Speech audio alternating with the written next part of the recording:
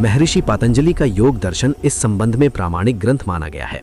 महर्षि पतंजलि ने चित्त की वृत्तियों का विरोध योग के माध्यम से बताया है और उनके अनुसार योग के 8 अंग हैं जो कि निम्नलिखित हैं: 1 यम, 2 नियम, 3 आसन, 4 प्राणायाम, 5 प्रत्याहार, 6 धारणा, 7 ध्यान और 8 समाधि।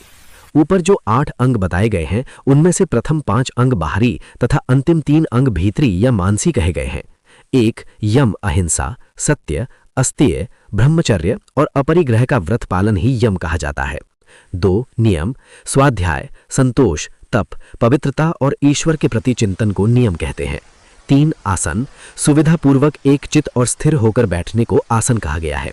4 प्राणायाम, श्वास और निश्वास की गति को नियंत्रण कर रोकने व निकालने की क्रिया प्राणायाम कही जाती है। 5 प्रत्याहार, इंद्रियों को अपने भौतिक विषयों से हटाकर चित्त में रम जाने की क्रिया को प्रत्याहार कहते हैं। जब ये 5 कर्तव्य सिद्ध हो जाते हैं या इनमें जब कोई साधक पूर्णता प्राप्त कर लेता है तभी उसको आगे की क्रियाओं में प्रवेश की अनुमति दी जाती है। प्रत्येक साधक को चाहिए कि वह बाह्य अभ्यासों को सिद्ध करने के बाद ही आगे के 3 अभ्यासों में प्रवेश करे, तभी उसे आगे के जीवन में पूर्णता प्राप्त हो सकती है। 6 धारणा, चित्त को किसी एक विचार में बांध लेने की क्रिया को धारण व धारणा कहते हैं। 7 ध्यान, जिस वस्तु में चित्त को बांधा जाता है उसमें अगर साधक अपना ध्यान इस प्रकार से लगा दे कि बाह्य प्रभाव होने पर भी वह वहां से अन्यत्र ना हट सके, उसे ध्यान कहते हैं।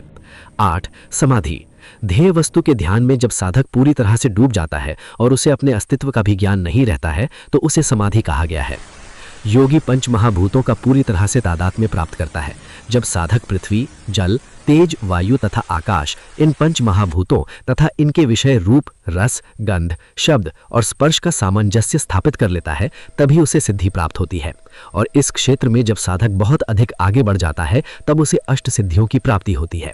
ये अष्ट सिद्धियां निम्न प्रकार हैं: 1 अणिमा, 2 महिमा, 3 लधिमा, 4 गरिमा, 5 प्राप्ति, 6 प्राकाम्य, 7 वशित्व, 8 ईशत्व।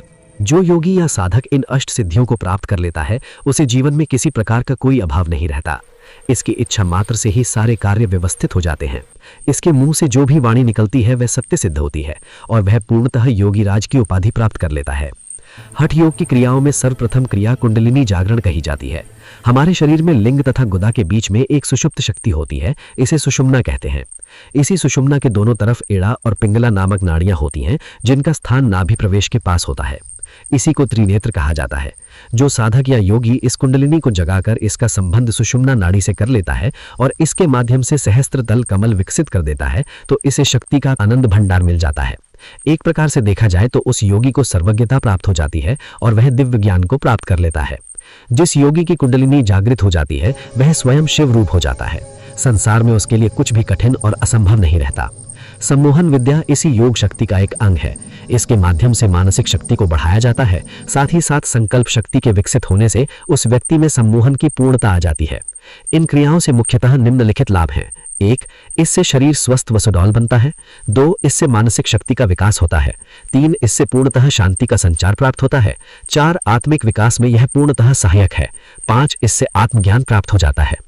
इसके अलावा इस प्रकार की साधनाओं से पूर्व जन्म तथा भावी जन्म के बारे में ज्ञान प्राप्त होता है और कम से कम समय में साधक अपने जीवन को पूर्णता देने में समर्थ हो पाता है। अगले अध्याय देखने के लिए वीडियो को लाइक तथा हमारे चैनल को सब्सक्राइब करें।